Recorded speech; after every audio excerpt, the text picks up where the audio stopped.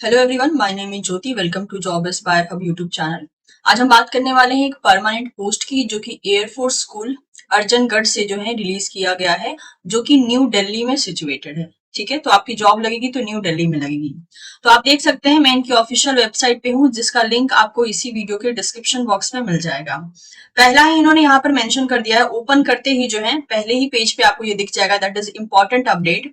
That is the application are invited for the post of NTT, PRT, games teacher, special educator and helper. तो actual में यहाँ पे जो है कुछ टीचर का रिक्रूटमेंट एक तरीके से रिलीज किया गया है, और उसमें कुछ पोस्ट ऐसे हैं जो कि परमानेंट है। ठीक है, और कुछ पोस्ट ऐसे हैं जो कि एक तरीके से आप कह सकते हो टेम्पररी है, या फिर कॉन्ट्रैक्ट बेसिस पे रहने वाला है। तो यहाँ पे जो है हम दोनों पोस्ट के बारे में बात करेंगे, परमानेंट पोस्ट के बारे में भी बात करेंगे, टेम्पररी पोस्ट के बारे में भी बात करेंगे। तो आपको ये नोटिफिकेशन मिलेगा कहाँ? इन्होंने खुद ही मेंशन कर दिया है कि आपको रिक्रूटमेंट टैब में जाना है, वहां पे सारा नोटिफिकेशन आपको देखने को मिल जाएगा। Application will be accepted from 11 मार्च। तो ये जो 11 मार्च से जो है ये पर्टिकुलर एप्लीकेशन फॉर्म शुरू हो चुका है, और 25 मार्च 2025 तक जो है आप ये फॉर्म को भर सकते हैं। ध्यान रखिएगा, आपको जो फॉर्म है वो एक्चुअल में ऑफलाइन भरना है, आपको ऑनलाइन या ईमेल के द्वारा कोई फॉर्म फिलअप नहीं करना है। तो 25 मार्च जो है ये आखिरी डेट रहने वाली है फॉर्म फिलअप करने की। और अगर आप न्यू दिल्ली में ही रहते हैं तो मैं सजेस्ट करूंगी कि आप एप्लीकेशन फॉर्म को भर के जो इनका स्कूल का जो प्रीमिसेस होगा वहीं पे जो है आप सबमिट करके आ जाइए, रेदर देन स्पीड पोस्ट वगैरह करना। ठीक है, तो क्योंकि इस फॉर्म को ऑफलाइन भरना है, मतलब कि आपको जो है पोस्ट करना पड़ेगा। और जो कैंडिडेट्स किसी और सिटी में हैं लेकिन इस पोस्ट के लिए इंटरेस्टेड हैं, साथ ही साथ एलिजिबल हैं, तो वो जो है पोस्ट कर सकते हैं। सैलरी की बात करें तो क्योंकि यहाँ पे वैरायटी ऑफ डिफरेंट पोजीशंस हैं, तो उसके अकॉर्डिंग सैलरी वैरी कर रही है। और काफी ऐसे पोजीशन है जिसमें आपको आराम से जो है 40,000 की सैलरी मिल सकती है। तो चलिए वन बाय वन डिटेल को डिस्कस करेंगे, क्या एलिजिबिलिटी क्राइटेरिया रहने वाली है और बाकी सब डिटेल्स। तो हम क्या करेंगे, हम अबाउट सेक्शन में आएंगे। अबाउट सेक्शन में आप देख सकते हैं ये रहा रिक्रूटमेंट वाला ऑप्शन, इस पे हम क्लिक करेंगे। क्लिक करने के बाद आप देख सकते हैं ये एक नया पेज ओपन हो गया, जिसमें रिक्रूटमेंट 2025-26 के बारे में मेंशन किया है। लास्ट डेट है अप्लाई करने का 25 मार्च 2025। मैंडेटरी क्वालिफिकेशन के लिए जो है आपको ये पीडीएफ डाउनलोड करना है। अगर आप अप्लाई कर रहे हैं PRT, NTT, special educator and games teacher के लिए, तो आपको ये एप्लीकेशन फॉर्म डाउनलोड करना है। और अगर आप हेल्पर के लिए अप्लाई कर रहे हैं तो आपको ये एप्लीकेशन फॉर्म डाउनलोड करना है। ध्यान रखिएगा, इन्होंने ये खुद ही बोला है कि एप्लीकेशन फॉरवर्डेड बाय हैंड और पोस्ट आर एक्सेप्टेड ओनली। यानी कि जो एप्लीकेशन आप खुद से उनके स्कूल प्रेमिसेस में सबमिट करके आएंगे वो एक्सेप्टेबल है, या जो आप पोस्ट करेंगे वो एक्सेप्टेबल है। कोई भी ऑनलाइन या मेल एप्लीकेशन एक्सेप्ट नहीं किया जाएगा। तो सबसे पहले हम एप्लीकेशन फॉर्म को देख लेते हैं। अगर मैं फर्स्ट वाला एप्लीकेशन फॉर्म ओपन करती हूँ तो ये देख सकते हैं यहाँ पे ये जो पोस्ट है ये पीआरटी जो कि परमानेंट पोस्ट है, गेम्स टीचर का भी परमानेंट पोस्ट है और एनटीटी का भी परमानेंट पोस्ट है। ठीक है, और स्पेशल एजुकेटर का कॉन्ट्रैक्चुअल पोस्ट है, पीआरटी का कॉन्ट्रैक्चुअल पोस्ट भी है एंड एनटीटी का कॉन्ट्रैक्चुअल पोस्ट भी है। तो इस तरीके से जो है इन सारे पोस्ट के लिए ये पर्टिकुलर एप्लीकेशन फॉर्म आपको भरना होगा। तो आप देख सकते हैं यहाँ पे परमानेंट और कॉन्ट्रैक्चुअल दोनों ही टाइप के यहाँ पे इन्होंने पोस्ट निकाले हैं। Now coming back to the page, अब अगर आपको हेल्पर के लिए पोस्ट के लिए अप्लाई करना है तो आप यहाँ पे क्लिक करेंगे, और इसको जो है आपको भर के तब जाके पोस्ट करना है, या submit directly hand to hand submit करके आना है। चलिए अब हम मैंडेटरी क्वालिफिकेशन को देख लेते हैं, क्या क्या क्वालिफिकेशन रहने वाली है। मैं इसको थोड़ा सा जूम कर लेती हूँ, 5 पेज का ये पीडीएफ है। तो आप देख सकते हैं कि इनकी ये जो वेबसाइट है ये है इनकी ऑफिशियल वेबसाइट, सारा इन्फॉर्मेशन आपको यही मिलेगा। To be publish in newspaper भी यहाँ पे जैसे कि मेंशन किया गया है। तो air force school that is Arjangarh जो है, इन्होंने एप्लीकेशन इनवाइट किया है फॉर द फॉलोइंग पोस्ट। अब यहाँ पे वैकेंसी आप देख सकते हैं एकेडमिक स्टाफ के लिए, पीआरटी के लिए रेगुलर पोजीशन है, यानी कि ये जो पोस्ट होगी ये परमानेंट होने वाली है। ठीक है, इसके लिए एक ही वैकेंसी है। गेम्स टीचर का भी रेगुलर पोस्ट है यानी परमानेंट पोस्ट है, इसकी भी एक वैकेंसी है। एनटीटी के लिए भी रेगुलर पोस्ट है यानी परमानेंट पोस्ट है, इसकी भी एक वैकेंसी है। इसके अलावा स्पेशल एजुकेटर का कॉन्ट्रैक्चुअल बेसिस पे रहने वाला है पोस्ट, इसकी एक वैकेंसी है। पीआरटी का भी कॉन्ट्रैक्चुअल बेसिस पे रहने वाला है, इसकी एक पोजीशन है। और एनटीटी का भी कॉन्ट्रैक्चुअल पोजीशन पे रहने वाला है, और इसकी जो है 2 वैकेंसी यहाँ पे दी गई है। Now next coming to the helper position. तो हेल्पर का जो पोजीशन है ये परमानेंट रहने वाला है, और इसकी भी 2 वैकेंसी यहाँ पर दी गई है। ठीक है, अब अगर हम बात करते हैं क्वालिफिकेशन, एज एंड पे स्ट्रक्चर की, तो इसको भी इन्होंने इसी पीडीएफ में मेंशन किया है। और वन बाय वन जो है यहाँ पे हम देख सकते हैं, डिस्क्लेमर में इन्होंने बोल दिया है कि जो ये एयरफोर्स स्कूल है ये नॉन गवर्नमेंट स्कूल है, जो कि रन किया जाता है under the agency of IAF education and cultural society. तो आप इनके बारे में भी पढ़ सकते हैं गूगल पे सर्च करके। चलिए बात करते हैं पे स्केल के बारे में। तो पीआरटी का जो परमानेंट पोस्ट है उसके लिए पे स्केल आप देख सकते हैं, उसका डिवीजन किस तरीके से किया गया है, और आप जो है आराम से 40,000 से ज्यादा की सैलरी यहाँ पे एक्सपेक्ट कर सकते हैं। गेम्स टीचर जो कि रेगुलर यानी परमानेंट पोस्ट होने वाला है, सेम 40,000 से ज्यादा आप एक्सपेक्ट कर सकते हैं। एनटीटी जो कि रेगुलर रहने वाला है, परमानेंट रहने वाला है, ये लगभग आप 30,000 के करीब यहाँ पे एक्सपेक्ट कर सकते हैं। नेक्स्ट बात कर लेते हैं यहाँ पे स्पेशल एजुकेटर का, जो कि कॉन्ट्रेक्चुअल बेसिस पे रहने वाला है, 28,500 मेंशन किया गया है। पीआरटी कॉन्ट्रेक्चुअल बेसिस पे 28,500, एनटीटी कॉन्ट्रेक्चुअल बेसिस पे 18,000, और हेल्पर का क्योंकि रेगुलर यानी परमानेंट बेसिस पे रहने वाला है तो लगभग 22,000 के करीब आप एक्सपेक्ट कर सकते हैं। अब देखिए यहाँ पे ना डिवीजन वगैरह शो किए गए हैं, क्योंकि परमानेंट पोस्ट में बहुत सी चीजें और भी होती हैं जो कि सैलरी के साथ ऐड होती हैं, इसलिए यहाँ पे ये डिवीजन शो किया गया है। बट मोर और लेस हमको आइडिया लग गया कि हाँ इसमें क्या सैलरी रहने वाली है।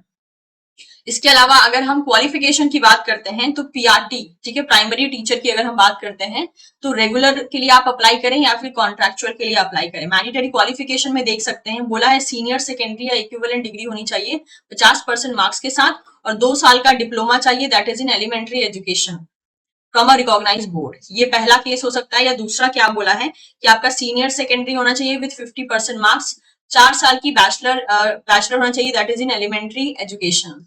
या फिर आपका तीसरा ये हो सकता है कि आपका सीनियर सेकेंडरी हुआ हो that is 50% marks, senior secondary 12th की बात की जा रही है, 50% मार्क्स के साथ, और आपने 2 ईयर का डिप्लोमा इन एजुकेशन किया हो। ये इन्होंने तीसरी क्वालिफिकेशन मेंशन की है। तो इन तीनों में से जो भी क्वालिफिकेशन आप होल्ड करते हैं तो आपकी एलिजिबिलिटी चली आती है। या फिर एक और आई थिंक यहाँ पे इन्होंने मेंशन किया है, if I am not wrong, yes, एक और चौथा यहाँ पे इन्होंने एक और मेंशन किया है, फोर्थ, दैट इज आपका ग्रेजुएशन हुआ हो 50% मार्क्स के साथ और आपने बैचलर ऑफ एजुकेशन किया हो from any NCTE recognised institute along with 6 month bridge course in elementary education recognised by NCTE. तो ये सारे 4 क्वालिफिकेशन दिए हैं, इन चारों में से कोई भी आप एक क्वालिफिकेशन होल्ड कर सकते हो। आपकी एज लिमिट 21 से 50 साल के बीच में होनी चाहिए according to the 1 July 2025। Women candidates and physically challenge candidates will be given age relaxation up to 5 years। ठीक है, एक्स सर्विसमैन के ऊपर भी दैट इज 6 महीने का जिन्होंने सर्विस किया है, एंड नेवी और air force school shall be allowed to deduct the period of such services from the age actual age, and if resultant age does not exceed the maximum age limit prescribed for the post by more than 3 years। Okay, तो यहाँ पे जो है इन्होंने बता के रखा है कि अगर आप एक्स सर्विसमैन हैं जिनका रिलेशन जो है समहाउ आर्मी से, नेवी से या एयरफोर्स से था, तो आपके ऊपर कैसे रिलैक्सेशन अप्लाई किए जाएंगे, वो सारी बातें बोल दी गई हैं। एंड इसके अलावा बोला है कि candidates with at least 2 year continuous service as a PGT TGT और 3 year as a PRT NTT in any air force school but presently not working in air force school will be given age relaxation up to extend to such services rendered in the air force schools. तो इससे पहले भी अगर आपने कोई और teaching that is teacher की post पे काम किया है और एयरफोर्स स्कूल में ही काम किया है तो आपको भी कुछ टाइप का जो है यहाँ रिलैक्सेशन दिया जाएगा। और आपका जो है रीड राइट एंड कम्युनिकेट करना फ्लुएंटली जरूरी है दैट इज इन इंग्लिश, यानी आपको इंग्लिश आना चाहिए, पढ़ना और बोलना दोनों। डिजायरेबल में बोला है, डिजायरेबल में बोला है मतलब कि ये मैंडेटरी नहीं है, ठीक है। तो आपका बोला है कंप्यूटर एप्लीकेशन का नॉलेज जैसे कि एमएस ऑफिस होना चाहिए, आपको हिंदी भी आनी चाहिए दैट इज लिखना बोलना और कम्युनिकेट करना। सीटेट या slate qualified candidate will be given additional weightage during the selection. तो सीटेट और जो दैट इज एस्टेट है, इसको समहाउ इन्होंने मैंडेटरी में तो नहीं डाला है लेकिन इन्होंने डिजायरेबल में डाल दिया है, और अगर कोई कैंडिडेट इसके साथ आता है तो उसको स्पेशल वेटेज भी दिया जाएगा। ठीक है, तो मतलब कि अगर ये क्वालिफिकेशन आपके पास है तो ये आपको फायदा देगा, बट अगर नहीं है तो भी आप इन पोस्ट के लिए अप्लाई कर सकते हैं। Now coming to the next post जो कि एनटीटी प्री प्राइमरी टीचर्स के लिए होता है, ये रेगुलर एंड कॉन्ट्रेक्चुअल दोनों के लिए ही बोला गया है। मैंडेटरी क्वालिफिकेशन में बोला है कि आपका सीनियर सेकेंडरी होना चाहिए with nursing teachers training diploma या फिर डिप्लोमा इन नर्सरी मंटेसरी या फिर प्री प्राइमरी टीचर्स ट्रेनिंग और diploma in elementary education from government institute, या while candidates with higher qualification may apply preferences given to the candidate with diploma in nursery montessori training. तो अगर आपका यहाँ पे senior secondary हुआ है that is in all these department में से किसी भी एक डिपार्टमेंट में तो आप अप्लाई कर सकते हैं। एज रिलैक्सेशन सेम है, बाकी सब चीजें भी सेम दी गई हैं, तो ये आप एक बार गो थ्रू कर लीजिएगा। सॉरी। अगर यहाँ पे बात करें तो डिजायरेबल में भी सेम बोला है, experience in art, craft, cartoon, caricature या फिर puppet making, music, dance etcetera, इनको जो है सम प्रेफरेंस दी जाएगी। अगर आप as a games teacher apply करना चाहते हैं, रेगुलर पोस्ट रहने वाली है, परमानेंट पोस्ट रहने वाली है, तो आपका बैचलर इन फिजिकल एजुकेशन होना जरूरी है, या फिर bachelor degree with physical education as an elective subject with 50% marks होना जरूरी है, या फिर bachelor degree with physical education with elective subject with 45% marks and participation in national or state or inter university competition sports games, या फिर athletes recognized by the association of indian university या indian olympics association का part होना जरूरी है, या फिर bachelor degree आपके पास 45% के साथ है और आपने किसी नेशनल या स्टेट या इंटर यूनिवर्सिटी स्पोर्ट्स या गेम्स में जो है पार्टिसिपेट किया हो। एज लिमिट सेम है, 21 से जो है 50 साल की उम्र रहनी चाहिए और आपका मतलब कि इंग्लिश आपको आना चाहिए ताकि आप कम्युनिकेट कर सके प्रॉपरली। और अगर हम बात करते हैं स्पेशल एजुकेटर की, तो ये कॉन्ट्रैक्चुअल बेसिस पे रहने वाली है, 12th पास मांगा है, 2 ईयर डीएड के साथ in any of the category of disability, या फिर 12th पास आपका होना चाहिए with 1 year diploma in special education, या फिर डिप्लोमा हो that is in communication based rehabilitation with 6 month certificate course, या फिर आपने पोस्ट ग्रेजुएट किया हो that is diploma in community based rehabilitation with 6 month certificate course, या आपने डिप्लोमा किया हो that is in MRW with 6 month certificate, या junior diploma in teaching the deaf. यानी यहाँ पे जो है इन्होंने मल्टीपल क्वालिफिकेशन डाला है, ठीक है। इसके अलावा और भी इन्होंने क्वालिफिकेशन डाला, तो इसको एक बार आप गो थ्रू कर लीजिएगा अगर आप अप्लाई करने वाले हैं तो।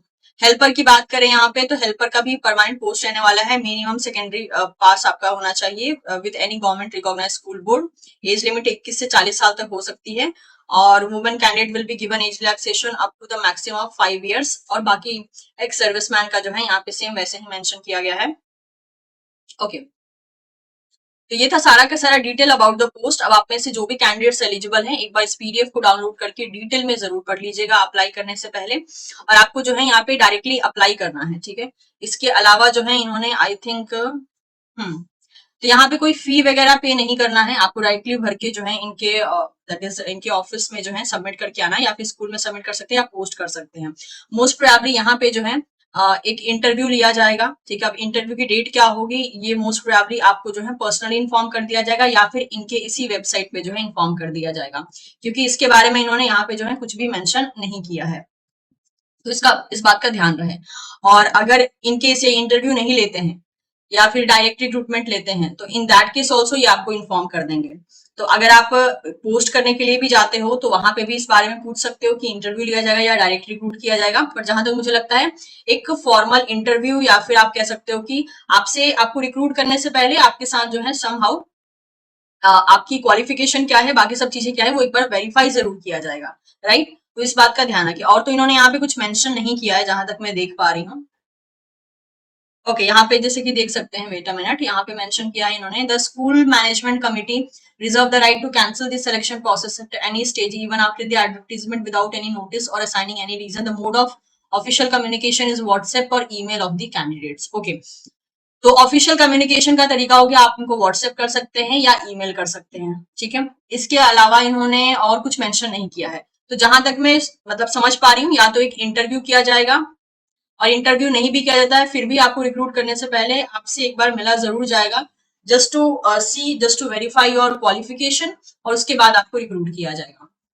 लेकिन इसके आगे का प्रोसेस इन्होंने क्योंकि यहाँ पर मेंशन नहीं किया है, तो मोस्ट प्रोबेबली या तो ये अपनी वेबसाइट पे बता देंगे, या तो जो नंबर आप शेयर करेंगे उस नंबर पे आपको मैसेज मिल जाएगा, या तो आपको ईमेल आईडी में जो है दैट इज इन्फॉर्म कर दिया जाएगा, क्योंकि जब आप एप्लीकेशन फॉर्म भरेंगे तो वहां पे ये सारी डिटेल्स आप ऑलरेडी डालने वाले हैं, राइट। तो ये था सारा का सारा डिटेल। टाइम बहुत कम है, स्पेशली अगर आप दिल्ली बेस्ड हैं तो डायरेक्टली अप्लाई कर सकते हैं, तब तो आपके लिए एक दिन का भी टाइम काफी होगा। और अगर आप दिल्ली के बाहर से हैं और अप्लाई करना चाहते हैं तो आपको जो है थोड़ा जल्दी करना पड़ेगा, ठीक है। तो thank you so much everyone. अगर आपको वीडियो इन्फॉर्मेटिव लगा हो तो आप चैनल को सब्सक्राइब कर सकते हैं, वीडियो को लाइक करके इसे अपने दोस्तों के साथ भी शेयर कर सकते हैं। Thank you so much, will see you soon in the next session, bye bye.